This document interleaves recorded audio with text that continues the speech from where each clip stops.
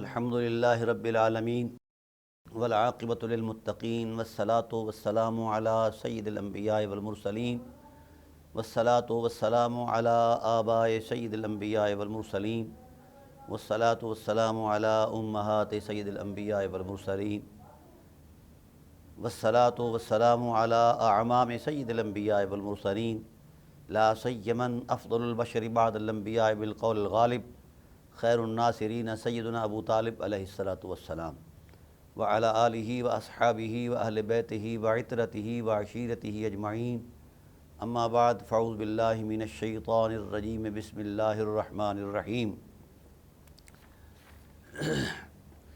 ان الذین ینادونک من وراء الحجرات اکثرهم لا یعقلون ولو انہم صبروا حتی تخرج الیہم لکان خیرا لہم واللہ غفور الرحیم صدق اللہ مولانا العظیم ان اللہ وملائکتہ یصلون علی النبی یا ایہا الذین آمنوا صلوا علیہ وسلموا تسلیما اللہم صل علی سیدنا مولانا محمد وعلی آل سیدنا مولانا محمد کما صلیت علی ابراہیم وعلی آل ابراہیم انک حمید مجید اللہم بارک علی محمد وعلی آل محمد کما بارکت علی ابراہیم وعلی آل ابراہیم انک حمید مجید الصلاۃ والسلام علیک یا سیدی یا رسول اللہ وعلی آلک واصحابک یا سیدی یا حبیب اللہ الصلاۃ والسلام علیک یا سیدی یا خیر خلق اللہ وعلی آلک واصحابک یا سیدی یا زینت عرش اللہ حمد و صلاۃ کے بعد انتہائی واجب القدر حاضرین و ناظرین بحمد اللہ تعالی ہماری سلسلہ وار گفتگو سورہ حجرات کی آیات کی روشنی میں قرآن کریم کا مطالعہ ہم نے ابھی تک تقریباً 6 آیات پر گفتگو کی ہے اور آج ہم 7ویں آیات کا آغاز کریں گے۔ اللہ تعالیٰ کی بارگاہ رحمت میں دعا ہے کہ اللہ تعالیٰ ہمیں ان آیات کی روشنی اور اس کی برکات اور اس سے فائدہ لینے کی حاصل توفیق نصیب فرمائے۔ اللہ تعالیٰ کی ذات نے جہاں نظری اعتقادی اور دینی حدود و قیود کو بیان فرمایا، وہاں اس سورہ مقدسہ کے اندر مسلم امہ کے باہمی معاملات میں جو نشیب و فراز آتا ہے، اتار چڑھاؤ آتا ہے، جس سے عدم توازن کی کوئی صورت پیدا ہو سکتی ہے، تو اللہ تعالیٰ کی ذات نے ان چیزوں کی نشاندہی فرمائی ہے کہ عدم توازن کیسے پیدا ہوتا ہے تمدنی زندگی کے اندر، معاشرتی زندگی کے اندر، اخلاقی زندگی کے اندر، اور پھر اگر عدم توازن کی کوئی صورت درپیش آ جائے تو پھر اس کا حل کیا ہے۔ توازن کو برقرار رکھنے کے لیے اور امت کے اعتدال کو بحال رکھنے کے لیے وہ کون سا ایسا نسخہ کیمیا ہے جسے امت بروئے کار لائے تو اس کا فطری اعتدال جو ہے وہ بحال ہو سکتا ہے۔ ابتداً ہم نے گزارش کی تھی کہ سب سے پہلے جس شخص کا رسول اللہ صلی اللہ علیہ وآلہ وسلم کی ذات پر اور آپ کی عظمت پر جتنا کامل یقین ہوگا، انسان کے رویوں میں یقیناً اتنی حرمت آئے گی، برکت آئے گی، عظمت آئے گی اور خیر آئے گی۔ یہ یقین ایسا نور ہے جو انسان کے قلب و روح، نظر و فکر، سوچ، شعور اور حواس پر غالب آ جاتا ہے، اور جن حواسوں سے انسان کے احساس کے اندر کوئی وسوسہ ڈال سکتا ہے، جب اس یقین کے نور نے وہ راستے ہی بند کر دیے ہیں تو وسوسہ کہاں سے آئے گا؟ وسوسہ وہاں اثر انداز ہوتا ہے جہاں گنجائش ہو، جہاں گنجائش نہ ہو وہاں وسوسہ انداز نہیں ہو سکتا، اثر انداز نہیں ہو سکتا۔ مثلا پانی کا آپ گلاس لیں اور اس کو لبالب بھر دیں، پھر اس پر پانی ڈالیں تو وہ اپنی ہم جنس کو قبول نہیں کرتا، غیر جنس کو کیسے قبول کرے؟ تو ایسے ہی انسان کا جو پیمانہ فطرت ہے، اور جو فکر ہے، شعور ہے، اور انسان کے قلب و روح کی گرمیاں ہیں، جب ان پر عظمت رسول کا نور غالب آ جائے گا تو سارے وہ راستے بند ہو جائیں گے جو انسانی مزاج اور اس کی اخلاقی حرمت اور اللہ تعالیٰ کی جو رحمت کے تقاضے ہیں انسان کے لیے، اس کے خلاف کوئی وسوسہ انسان کے من میں نہیں اتر سکتا۔ یہ ایک طے شدہ حقیقت ہے۔ اس لیے اللہ تعالیٰ کی ذات والا صفات نے سب سے پہلے عظمت یقین کی دعوت دی ہے، اور پھر صرف دعوت نہیں دی، اس دعوت کی عظمت پر باضابطہ دلائل مہیا کیے ہیں۔ یہی سب سے بڑی بات ہے۔ ہمارے ہاں جو فکری انتشار ہے، مذہبی تناؤ ہے، اس کی مین وجہ یہ ہے کہ میں نے جو کچھ طے کیا اسی حق سمجھتا ہوں، اور میرے مزاج میں یہ بات طے ہے کہ قرآن کی خواہ آیات ہوں یا روایات مصطفیٰ ہوں، وہ میرے حسب مزاج ہوں۔ یہ سب سے بڑی غیر اخلاقی اور غیر ذمہ داری والی بات ہے۔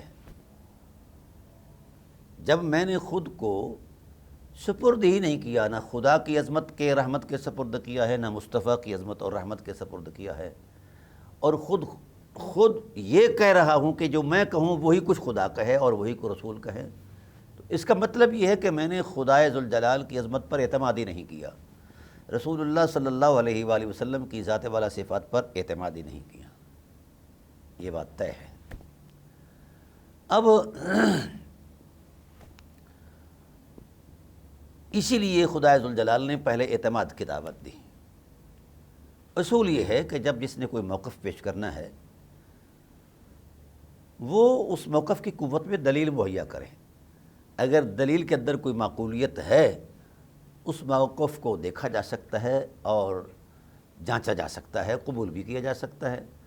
اور جس کی قوت میں دلیل کوئی نہ ہو، صرف میری منشا ہو، میرا خیال ہو، میرا نقطہ نظر ہو، میری مذہبی فکر ہو اور میرے مسلک کا تانا بانا ہو، میرے مشرب کی اختراعی باتیں ہوں، تو پھر میں امت کو ان اپنے جذبات پر پابند کروں کہ جو میرے جذبات ہیں تم ایسے ہو جاؤ، یہ فساد امت کا باعث ہے۔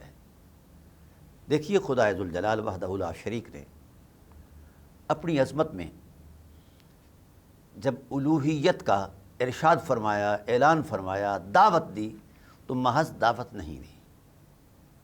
اللہ وحدہ لا شریک نے خدا ہو کر الہ ہونے پر دلائل قائم کیے، اور سینکڑوں نہیں ہزاروں دلائل مہیا کیے۔ اس کو کوئی ضرورت نہیں، وہ علی کل شیء قدیر ہے، حکم کن سے کائنات کا تانا بانا تخلیق کر سکتا ہے، بدیع السماوات والارض اس کی شان ہے۔ تو کیا خیال ہے وہ اپنی قدرت کاملہ سے بغیر دلیل کے اپنی ذات کو نہیں منوا سکتا؟ اس نے یہ اسلوب مہیا فرمایا کہ جب بھی تم کوئی دعویٰ کرو یا ذہن بناؤ تو اس کے پیچھے دلیل ہونی چاہیے۔ یہ خدا کی سنت ہے۔ اب آئیے اس بزم کائنات کے اندر جو تانا بانا ہے، شور شرابہ ہے،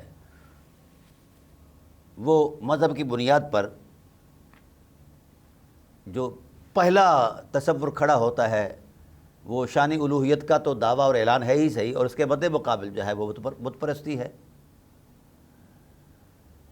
اب بت پرستوں سے خدائے ذوالجلال یہ فرماتے ہیں کہ تم میری مخلوق ہو، میں تمہارا خالق ہوں، اور جن لوگوں کو تم، جن چیزوں کو تم پوج رہے ہو، بت پرستی کر رہے ہو، یہ مٹی ہے، مٹی کا پتلا ہے، لکڑی کا جناب اللہ مجسمہ ہے، پتھر ہے، جس بھی چیز سے یا کسی دھات سے بنا ہوا ہے، تو خدائے ذوالجلال فرماتے ہیں کیا تمہارے اس فکر کی، اس عقیدے کی تمہارے پاس کوئی دلیل ہے؟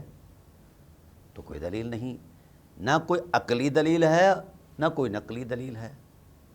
تو جب جس کے دامن میں دلیل نہیں ہے تو اس کے دعوے میں صداقت کیسے ہو سکتی ہے؟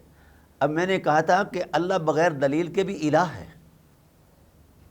وہ اپنی قدرت کاملہ سے منوا سکتا ہے، لیکن پھر بھی انہوں نے اس مخلوق کو یہ اسلوب بیان فرمایا کہ جب بھی کوئی اعلان کرو، دعویٰ کرو، اس پر دلیل مہیا کرو۔ تو اللہ تعالیٰ کی ذات نے اپنی الوہیت پر دلائل دی ہے، اور میں حیران ہوا اس بات پر کہ خدا کو ضرورت نہیں، حاجت نہیں، پھر بھی دلیل دے رہا ہے، یہ اس کی رحمت ہے، ہمیں سمجھا رہا ہے۔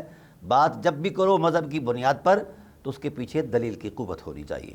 اب اللہ وحدہ لا شریک نے اپنے الہ ہونے کی دلیل مہیا کی۔ سورہ قصص میں اللہ تعالیٰ کے ذات والا صفات نے بڑا خوبصورت انداز میں یہ ارشاد فرمایا کہ بھئی آؤ میں خدا ہونے کی، الہ ہونے کی دلیل مہیا کرتا ہوں۔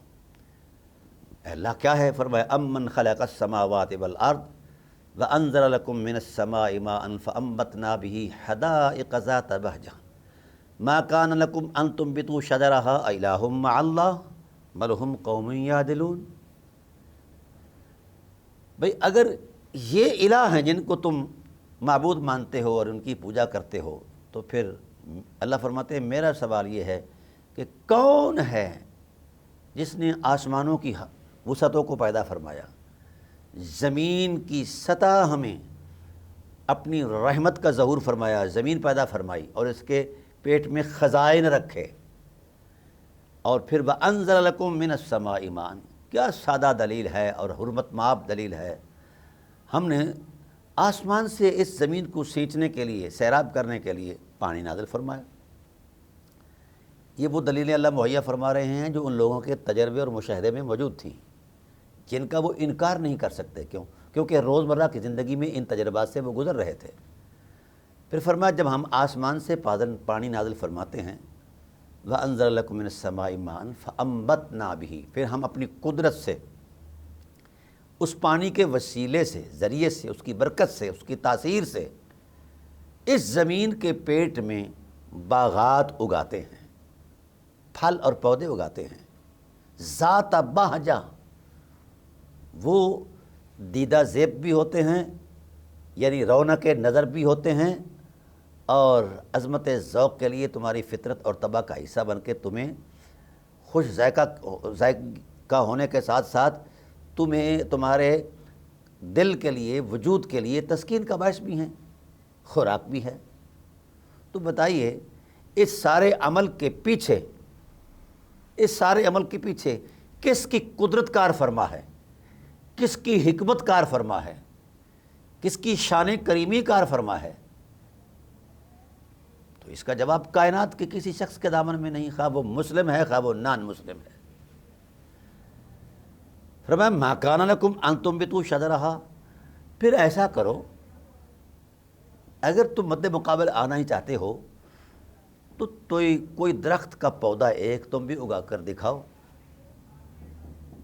جب ایسا تم نہیں کر سکتے اور تمہاری بساط میں ہی نہیں ہے تو پھر الہ مع اللہ، کیا اللہ کے علاوہ بھی کوئی الہ ہو سکتا ہے؟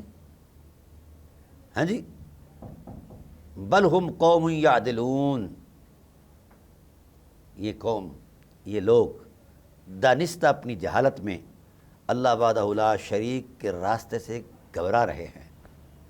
اور اس کی وجہ میں نے پچھلی نشستوں کے اندر بیان کر دی تھی۔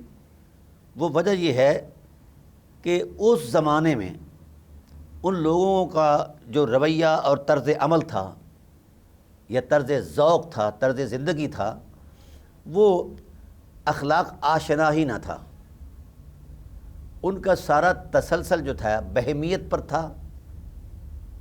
اس سے بڑا ظلم کیا ہو سکتا ہے کہ وہ اپنی نوزائیدہ چھوٹی بچیوں کو زندہ درگور کر دیا کرتے تھے۔ اس پر کوئی دلیل نہیں۔ کیا اس طرح انسانی نسل کی بقا کے لیے یہ صنف نازک کا ہونا ضروری تھا، لیکن وہ پیدا ہوتے ہی مار رہے ہیں۔ بھئی وجہ کیا ہے؟ بھئی ہماری انا اسے قبول نہیں کرتی، اس کے علاوہ اور کوئی وجہ نہیں۔ تو کسی فرد واحد کی انا کیا وہ دین ہو سکتی ہے؟ معاشرتی تقدس میں کیا وہ کارآمد ہو سکتی ہے، مفید ہو سکتی ہے؟ ایسا نہیں ہے۔ تو دوستان محترم، اللہ تعالیٰ کی ذات نے بڑے سادہ انداز میں یہ ارشاد فرمایا کہ آسمان کو دیکھو، زمین کو دیکھو، اور اس کے سینے سے، آسمان کے سینے سے اترتا ہوا بارش کا نزول دیکھو، اور پھر اس بارش کی تاثیرات سے زمین کے پیٹ سے جو ہم پھل نکالتے ہیں، خوش ذائقہ بھی ہوتے ہیں، میٹھے بھی ہوتے ہیں، اور تمہارے لیے مفید بھی ہوتے ہیں اور صحت آفروز بھی ہوتے ہیں۔ تو یہ اللہ فرماتے ہیں کہ اس پہ میری لمبی چوڑی کسی طاقت اور قدرت کا ظہور نہیں ہے، بس مشیت میں بات آئی، ہمارے من میں یہ بات آئی تو تمہارے لیے وہ سب کچھ ہو گیا۔ اذا اراد شیئا ان یقول له کن فیکون۔ پھر ایک اور مثال دی، یہ دلیل دے رہا ہے اللہ تعالیٰ اپنی الوہیت کی۔ حیرت ہے، خدا خدا ہو کر دلیل دے رہا ہے شان الوہیت کی، لیکن آج جتنے بھی مذہبی مکاتب فکر ہیں وہ دلیل دینے کی بجائے لٹھ اٹھائے پھرتے ہیں اور کہہ رہے ہیں کہ جو ہم کہہ رہے ہیں یہی سچ ہے۔ بھئی تمہارے پاس سچائی کی دلیل کیا ہے؟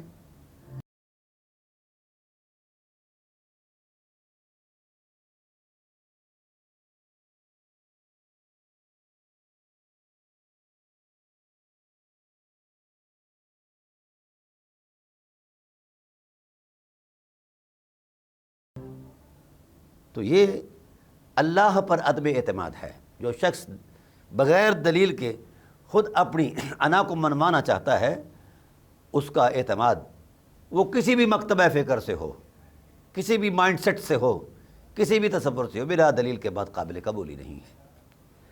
پھر ایک اور دلیل فرمائی، امن جعل الارض قرارا وجعل خلالها انہارا وجعل لها رواسي وجعل بین البحرین حاجزا االہ مع اللہ بل اکثرهم لا یعلمون۔ پھر ارشاد فرمایا کہ دیکھو زمین میں تم چلتے ہو تو ہم نے زمین کے اندر راستے پیدا کیے اور زمین میں بسنے والوں کے لیے وجعل خلالها انہارا، تمہارے باغات، تمہارے کھیتوں اور کھلیانوں کو سیراب کرنے کے لیے اللہ نے دریا پیدا فرمایا، اور قدرت سے کبھی کسی بھی دریا کے لیے کوئی اہتمام نہیں کیا گیا، نہ کسی گورنمنٹ نے کیا ہے۔ ہاں نہریں نکالی جاتی ہیں جتنی کیپیسٹی ہوتی ہے یا ضرورت ہوتی ہے۔ تو اس وقت اللہ تعالیٰ کی ذات نے ارشاد فرمایا، ہم نے اپنی قدرت سے زمین کو حکم دیا کہ اپنے پیٹ میں وہ گنجائش پیدا کر کہ میں پانی کی بہتات یہاں بہاؤں، اسے قبول کر کے اور اس جگہ تک پہنچا جہاں میرے بندوں کی ضرورت ہے۔ وجعل الارض قرارا، سب سے پہلا قدرت کا کمال یہ ہے اور شان الوہیت کی دلیل یہ ہے کہ یہ پانی پر مٹی کو پیدا فرمایا اور یہ ہلنے لگی تو قدرت نے اس کو قرار دینے کے لیے اس میں میخیں ٹھوکی پہاڑوں کی صورت میں اور اسے حکم دیا کہ تم اس بہتے پانی پر رک جاؤ، میرے بندوں نے تجھ سے استفادہ کرنا ہے۔ اچھا، پھر فرمایا اس میں جب نہریں بنائیں وجعل لها رواسیہ، پھر نہروں سے آنا جانا بھی ہے، دریاؤں سے گزرنا بھی ہے، تو وہاں پھر وہ لنگر بھی بنایا جہاں بندہ آسانی سے جناب والا کشتی لے جا کر لنگر انداز کر سکتا ہے۔ وجعل بین البحرین حاجزا، اور ہماری قدرت دیکھو، ہم نے بہتے پانی کی بہتات میں ایک پردہ حائل کیا۔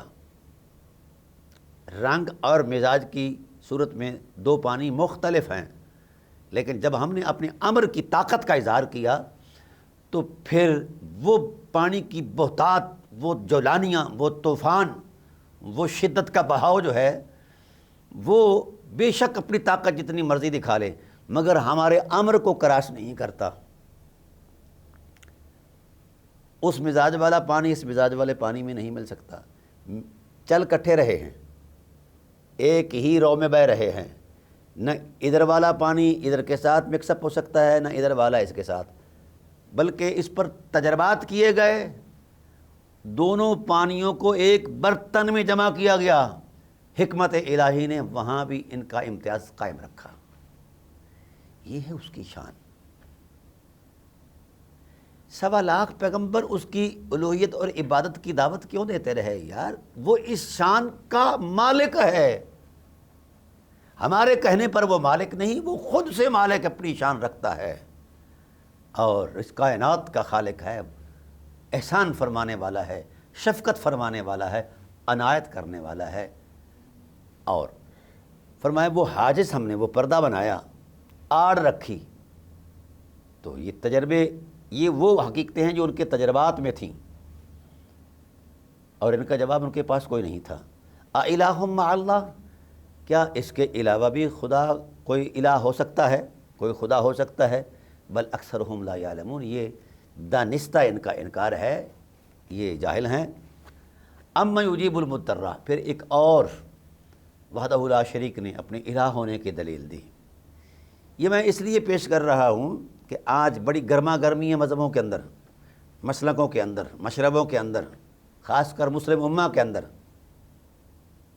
میں یہ اہل علم سے گزارش کرنا چاہتا ہوں کہ دیانت علمی یہی ہے کہ جب بھی آپ کسی حقیقت کا اعلان کریں تو اس کے پیچھے دلیل دیں، اور گھڑی ہوئی دلیل نہیں، جس طرح میرے رب نے دلیل دی ہے اس انداز کی دلیل پیش کریں۔ اور قرآن کریم برہان من ربکم، یہ سب سے بڑی دلیل ہے۔ اور میں جانتا ہوں کس مسلک کے مبلغ علم میں جہت استدلال کی طاقت کیا ہے۔ اگر ہم اس ادھیڑ بن میں لگ جائیں تو کچھ بھی نہیں کسی کے پلے بچے گا۔ اس لیے امت پر رحم کریں اہل علم، اور ان کو وحدت کی طرف لائیں۔ یا آپ کے جو تراشے ہوئے مسالک ہیں، تراشے ہوئے تصورات دین ہیں، ان کی کوئی حقیقت نہیں۔ قرآن بڑی سادہ عصمت ہے، اللہ کا حسن ہے، اللہ کی عظمت شان ہے، ارشاد ہے، کلام ہے۔ اس کے ساتھ امت کو وابستہ کریں، اس کی سادہ آیات کے ساتھ وابستہ کریں۔ یہ جو جوڑ توڑ ہے، اور اس جوڑ توڑ پر جب ہم معارضہ پیش کریں گے تو کسی کے پلے کچھ بھی نہیں رہے گا کہ کون سا مسلک کس پیمانے پر، کس تصور میں کیا حاصل کر رہا ہے، کیا دے رہا ہے۔ امت پر رحم کریں۔ اما یجیب المضطر اذا دعا، پھر ایک اور دلیل دی، جس وقت انسان بے بس ہو جاتا ہے، حالت اضطرار میں ہوتا ہے، لاچار ہو جاتا ہے، بالکل ڈیزالو ہو جاتا ہے، تو اس کے لیے کوئی ظاہری اسباب جو ہیں وہ اس کے لیے مفید نہیں ہو سکتے۔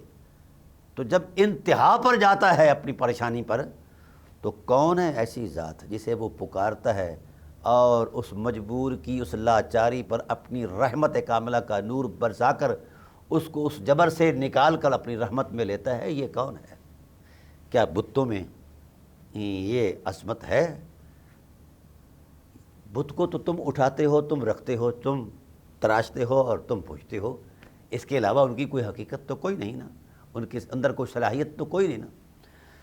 تو کون ہے وہ ذات جو لاچاروں کی بات سنتا ہے اور یکشف السوء، اپنی قدرت کاملہ سے اس سے وہ تمام قسم کی جو معاملات ہیں، برائی ہے یا تکلیف ہے، اس کو دور کر دیتا ہے۔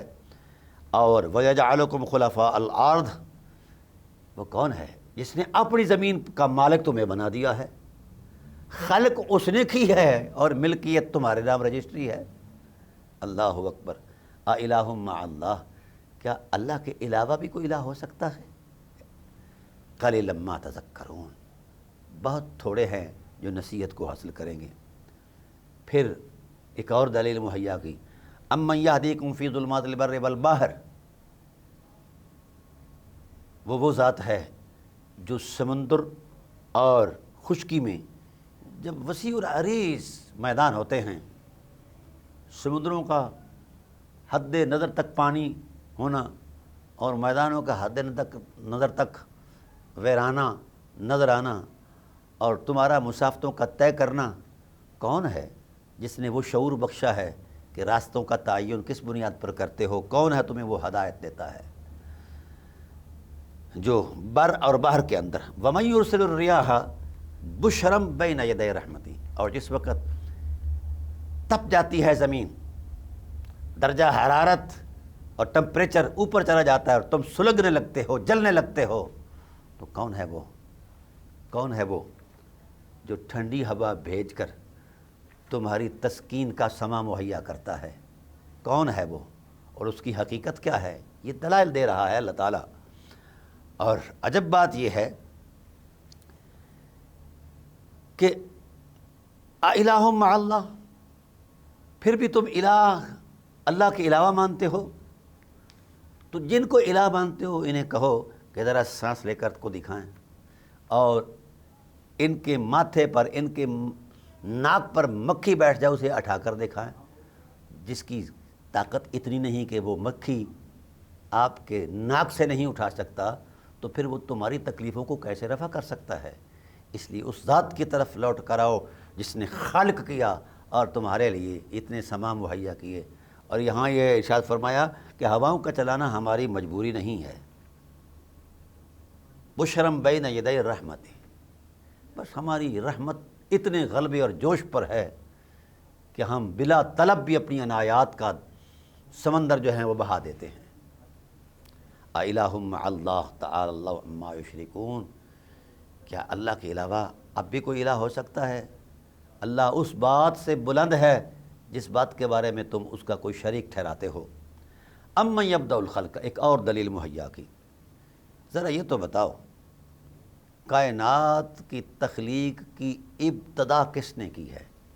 یہ تو ظاہر ہے بت تم نے تراشے ہیں، یا تمہارے بڑوں نے تراشے ہیں، یا ان کے بڑوں نے تراشے ہیں، یہ تمہاری علاقائی روایات کے مطابق یہاں تمہیں میسر آ گیا اور انہیں خدا مان لیا۔ یہ تو بتاؤ اَمَّن يَبْدَأُ الْخَلْقَ، اس کائنات کی پیدائش کا جو آغاز ہے وہ کس ذات نے کیا اور کس انداز میں کیا؟ تم جب بھی کوئی چیز بناتے ہو تو پہلے را میٹیریل جمع کرتے ہو، پہلے اسباب مہیا کرتے ہو، پھر ایک خاص زاویے کے مطابق اس کو تشکیل دیتے ہو، اور پھر اس کے جڑاؤ میں اپنا کردار دیتے ہو، اپنی محنت لگاتے ہو، دیر بعد جا کر وہ ایک وجود میں آتا ہے چیز، وجود میں آتی ہے چیز، اور پھر تم اسے استفادہ کرتے ہو۔ تو بتاؤ جس نے تمہیں یہ کائنات ساری تخلیق کر کے دی، بتاؤ کوئی بتا سکتا ہے کائنات کا کوئی دانشور کہ اس کائنات کی تخلیق کے پس منظر میں مٹیریل یہ تھا اور ماڈل یہ تھا، نمونہ یہ تھا، سانچہ یہ تھا؟ کائنات کا کوئی شخص اس بات کی نشاندہی نہیں کر سکتا۔ قرآن نے کہا بس بدیع السماوات والارض، اللہ بغیر نقشے کے، بغیر مٹیریل کے یہ حسین و جمیل کائنات کو وجود میں لانے پر قادر ہے۔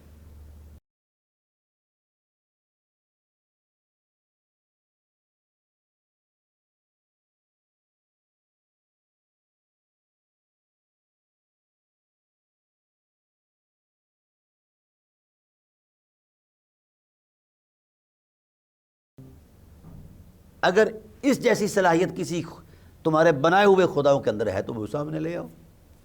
اَإِلَٰهٌ مَّعَ اللَّهِ، کیا اللہ کے علاوہ بھی کوئی الہ ہے؟ قُلْ هَاتُوا بُرْهَانَكُمْ، میرے حبیب ان سے کہو کوئی دلیل تو مہیا کریں۔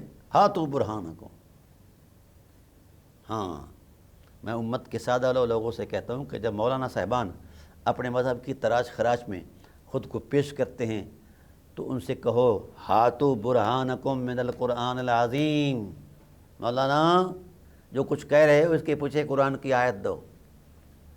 اگر مولانا کے من میں سچائی ہے اور وہ صحیح مولانا ہے تو یقیناً اللہ کا قرآن پیش کرے گا، اور اگر نہیں ہے وہ مولانا، مصنوعی ہے، اس کا مذہب اور مسلک مصنوعی ہے، تو وہ کہے گا کہ نہیں بس ہاں، یا وہ قرآن کی تحریف کرتے ہوئے مانوی اس آیت کا مضمون اپنے خیال کی بنیاد پر خیال کے مطابق ڈالنا چاہے گا، یہ خیانت ہے۔ من قال فی القرآن، جس شخص نے قرآن میں کوئی ایسی بات کہی جو قرآن میں مشیت الہی سے نہیں ملتی، اپنی رائے سے کچھ کہا، فَلْيَتَبَوَّأْ مَقْعَدَهُ فِي النَّارِ، وہ تیار ہو جائے، اللہ اسے بلا حساب جہنم میں پھینکے گا، اس کا ٹھکانہ ہی جہنم ہے۔ وَمَن يَرْزُقُكُم مِّنَ السَّمَاءِ وَالْأَرْضِ، اللہ نے فرمایا بتاؤ کون ہے جو تمہیں رزق مہیا کرتا ہے؟ اچھا بڑی عجیب سی بات ہے ناظرین، یہاں ہم اپنے تجربے سے گزرتے ہیں۔ مثلا میں ایک چھوٹا سا کاشتکار ہوں، میں ہر موسم کے اعتبار سے فصل کاشت کرتا ہوں، تو فصل کاشت کرنے میں جو اسباب مجھے مہیا ہیں وہ میں بروئے کار لاتا ہوں، ہل چلاتا ہوں، پانی لگاتا ہوں، کھاد دیتا ہوں اور بیج ڈالتا ہوں، پھر اس کی لک آفٹر کے لیے سپرے وغیرہ کرتا ہوں، یہ ساری چیزیں میں کرتا ہوں۔ اور چونکہ وہ میرے عمل سے گزر کر ایسا ہوتا ہے، تو اگر میرے عمل کی ہی کوئی حقیقت ہوتی تو وہ میرے عمل سے ہی وہ نتیجہ دیتے۔ ادنا سا موسم فصل کے موافق نہ رہے تو ہر شے برباد اور جل جاتی ہے، سوکھ جاتی ہے۔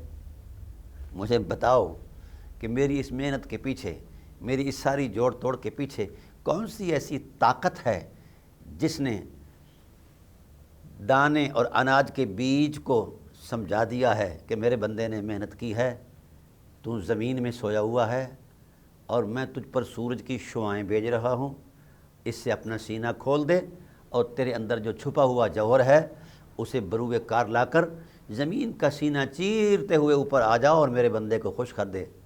اور پھر بویا تو میرے بندے نے ایک دانہ ہے، لیکن اس کو نتیجے میں 700 دانے ملنے چاہیے۔ یہ ہے وہ شان، یہ ہے وہ حقیقت جس کی قدرت کار فرما ہے میرے اس سارے پروسیس کے اندر۔ وہی دانہ میں نرم زمین کی بجائے میں اسے اینٹ میں گاڑ دیتا ہوں، نہیں اگے گا، نیچر کے خلاف ہے۔ اب یہ ساری چیزیں میں یہ سمجھتا ہوں کہ میں جناب پیسوں کا بیج لایا، پیسوں کی کھاد لایا، پیسوں کی جناب والا یہ کیا، پانی لگایا، ہل چلایا، تیل لگا، یہ ساری چیزیں میں نے کر لیں، یہ میرا عمل ہے۔ بتائیے میرے اور آپ کی سانسوں کا جو تسلسل ہے وہ کس چیز پر ہے؟ وہ آکسیجن پر ہے، کاربن ڈائی آکسائڈ کے خاتمے پر ہے۔ اگر آکسیجن ملتا رہے تو سانسیں چلتی ہیں، اور آکسیجن رک جائے تو سانسیں نہیں چلتی۔ یہ تجربہ بھی گواہ ہے، اور سائنس بھی اس بات کی تصدیق کرتی ہے، اور حقیقت بھی یہی ہے۔ تو میں عرض کرنا چاہتا ہوں اس دور کے اندر بھی کوئی غور کرے اور اگر میئرمنٹ کر لے کہ وہ ایک سانس میں کتنی آکسیجن لیتا ہے، کیا آکسیجن کے اندر وہ تاثیر کس نے پیدا کی ہے جو میری سانسوں کی رمق کو باقاعدہ حیات رکھتا ہے اور چلاتا ہے، جاری ساری رکھتا ہے۔ تو کچھ حقیقتیں ایسی ہیں ناظرین کرام جہاں غور و فکر کے زاویے سمٹ جاتے ہیں، عقل اور شعور کی بلندیاں تھک جاتی ہیں۔ اس لیے جتنی ہماری ذمہ داری ہے، صلاحیت ہے، اس کے مطابق ہم اپنا کردار دیں۔ خدا تو اپنا کردار دے ہی چکا ہے اور مزید بھی دے رہا ہے۔ اس لیے اس ذات والا صفات کی بابت کوئی خیال آرائی کرنا، ہم قدرت کو اپنے تجربوں میں پرکھتے ہیں، لا حول ولا قوت الا باللہ۔ وہ خدائے ذوالجلال کا تجربہ نہیں ہوتا، خدائے ذوالجلال کی عظمت پر یقین ہوا کرتا ہے۔ تو یہ چیزیں تھیں اللہ تعالیٰ کی ذات نے جو ہمیں شعور دیا ہے، فرمایا ہے کہ جب بھی بات کرو دلیل کی بنیاد پر بات کرو، اور جو آپ سے بات کر رہا ہے اسے بھی دلیل۔ ہاں، تو خدائے ذوالجلال نے الہ ہونے پر لا تعداد جگہ پر اپنی عظمت اور حکمت کے مطابق دلائل مہیا کیے ہیں۔ ایک اور میں یہاں دلیل مہیا کر کے اپنے عنوان کی طرف آنا چاہوں گا۔ اللہ تعالیٰ نے یہ ارشاد فرمایا کہ بھئی اللہ کے بندو، کس بنیاد پر تم میری عظمت کا، میرے احکام کا، میری شریعت کا انکار کر رہے ہو؟ یہ ساری چیزیں میں نے اپنی رحمت کی بنیاد پر تم سے مخاطب کی ہیں، اور یہ نتیجے کی بنیاد پر یہ تمہارا فائدہ ہے، تمہاری عظمت ہے۔ ان فی خلق السماوات والارض واختلاف اللیل والنہار، یقیناً زمین و آسمان کو اللہ نے جب پیدا فرمایا ہے، اس میں چاند اور سورج کی گردش کو قائم رکھا اور اس میں اختلاف رکھا۔ جب چاند آتا ہے تو سورج چھپ جاتا ہے، جب سورج آتا ہے تو چاند چھپ جاتا ہے۔ والفلک التی تجری فی البحر، اور جو سطح سمندر پر لکڑی کی کشتی پر تم چلتے ہو، تو سمندر کو کس نے ٹھہرا رکھا ہے کہ میرا بندہ جا رہا ہے، احترام کرنا۔ ہاں جی، واختلاف اللیل والنہار والفلک التی تجری فی البحر بما ینفع الناس، اس کے ذریعے لوگوں کے لیے نفع ہے کہ تم مال و اسباب لاتے ہو، ڈھوتے ہو۔ وما انزل من السماء ماء فاحیا به الارض، اور جو آسمان سے اللہ نازل فرماتا ہے پانی اور اس سے مردہ زمین کو زندہ کرتا ہے۔ فاحیا به الارض بعد موتها، ایک پانی کی بوند اگر روک دی جائے تو پتہ چل جائے گا ہم کتنے پانی میں ہیں۔ عقل اور شعور رکھنے والا خدا ذوالجلال کی نہ شریعت سے منہ موڑتا ہے اور نہ ہی اس کے احکام سے منہ موڑتا ہے، نہ اس کی ذات سے پیچھے ہٹتا ہے۔ فَأَحْيَا بِالْأَرْضَ بَعْدَ مَوْتِهَا وَبَثَّ فِيهَا مِنْ كُلِّ دَابَّةٍ، اس زمین کی وسعت کے اندر ہم نے ہر قسم کے چوپائے جو ہیں، جانور جو ہیں تمہارے نفع کے لیے جناب والا پیدا کر دیے ہیں۔ وَتَصْرِيفِ الرِّيَاحِ، ہم ہوائیں چلاتے ہیں، والسحاب المسخر بین السماء والارض، زمین و آسمان کے درمیان یہ جو بادل ہیں ہم نے ان کو تابع فرمان کر دیا ہے، تمہاری ضرورتوں کے مطابق تمہیں یہ نعمتوں سے نوازتے ہیں۔ ان فی ذلک لآیات لقوم یعقلون، بے شک اس کے اندر اللہ تعالیٰ نے عقل والوں کے لیے نشانیاں رکھی ہیں۔ ایک اور جگہ پر ارشاد فرمایا، یعنی قدرت کا ایک بنایا ہوا تصور دین جو ہے وہ دلائل کی بنیاد پر مبنی ہے، خیالات پر مبنی نہیں، صرف احساسات پر مبنی نہیں۔ یہاں اللہ تعالیٰ کی ذات نے سورہ حجر میں ارشاد فرمایا، وَإِنَّ لَكُمْ فِي الْأَنْعَامِ لَعِبْرَةً نُسْقِيكُم مِّمَّا فِي بُطُونِهَا مِن بَيْنِ فَرْثٍ وَدَمٍ لَبَنًا خَالِصًا سَائِغًا لِّلشَّارِبِينَ وَمِن ثَمَرَاتِ النَّخِيلِ وَالْأَعْنَابِ تَتَّخِذُونَ مِنْهُ سَكَرًا وَرِزْقًا حَسَنًا وَمَا أُرِيدُ أَنْ أُخَالِفَكُمْ إِلَىٰ مَا أَنْهَاكُمْ عَنْهُ وَاتَّقُوا اللَّهَ إِنَّ اللَّهَ شَدِيدُ الْعِقَابِ۔ یہ خدائے ذوالجلال کے کلمات ہیں، ارشادات ہیں کہ بھئی دیکھو ہم نے جانوروں کے اندر بھی اپنی حکمت کا سبق رکھا ہے کہ تم چارہ ڈالتے ہو، اور چارہ ڈال کر جانور سیر ہوتا ہے تو اس چارے کے اندر ہم اپنی قدرت کی کار فرمائیاں کرتے ہیں، بھوسا الگ کر دیتے ہیں، اس کے اندر جو جوہر ہے اس کو الگ کر دیتے ہیں، اور پھر اس جوہر کے ساتھ ساتھ جو پانی ہے وہ الگ کر دیتے ہیں۔ یہ گرینڈ ہوتا ہے جانور کے اندر جا کر آپ کا چارہ، تو جو پھوگ ہوتا ہے وہ اوجری میں چلا جاتا ہے، اور جو اس کا نشائستہ یا جوہر ہوتا ہے اس کا اللہ اپنی قدرت سے دودھ بناتے ہیں، اور پھر جہاں سے وہ گزارتا ہے اللہ تعالیٰ ان چیزوں کو، وہ 3 شریانیں ہیں، ایک شریان سے خون چل رہا ہے، دوسری شریان سے پیشاب چل رہا ہے، اور تیسری شریان سے دودھ چل رہا ہے، اور درمیان میں ایک چھوٹی سی جھلی ہے، نہ وہ چیز ادھر میں مکس ہوتی ہے۔ تو حلال طیب پاکیزہ وَدَمٍ لَبَنًا خَالِصًا سَائِغًا لِّلشَّارِبِينَ، خالص دودھ طاقت بنا کر اس کے اندر وہ ساری چیز رکھ کر تمہیں پیش کرتا ہے کہ مولانا یہ پیو اور اللہ کا شکر ادا کرو اور جھک جاؤ۔ ناظرین کرام، اب یہ باتیں خدا ہمارے تجربے کی روشنی میں بیان فرما رہا ہے کہ اگر اس طرح کے کرنے کی کسی اور حقیقت میں صلاحیت ہے تو وہ سامنے لے آؤ، موج کرو، لیکن کوئی آج تک سامنے نہیں لا سکا۔ اس لیے وحدہ لا شریک نے یہ ارشاد فرمایا کہ میرے بندو، جب میں خدا ہو کر دلیل دے رہا ہوں تم کیوں نہیں دلیل کی بنیاد پر بات کرتے؟ لوٹ آئے امت اس دلیل کی طرف جس دلیل کی دعوت خدا دے رہا ہے۔ تو جب ہم دلیل کی روشنی میں بات کریں گے تو یقیناً کامیابی ہمارا مقدر ہے۔ سورہ حجرات نے یہی چیز واضح فرما دی ہے کہ آئیے جس نے جو کچھ بیان کرنا ہے اور اسے حق سمجھتا ہے اس کے پیچھے دلیل دے۔ اللہ تعالیٰ کی بارگاہ رحمت میں دعا ہے کہ ہمارے اہل علم کو اللہ وہ شعور دے کہ اپنے دین کے جو تصورات ہیں وہ دلیل کی بنیاد پر پیش کریں، تاکہ امت مصطفیٰ جو ہے وہ دلیل کی روشنی میں چل کر اللہ کی معرفت حاصل کرے اپنے یقین کی عظمت میں۔ وما علینا الا البلاغ، انشاءاللہ بقیہ اگلی نشست کے اندر۔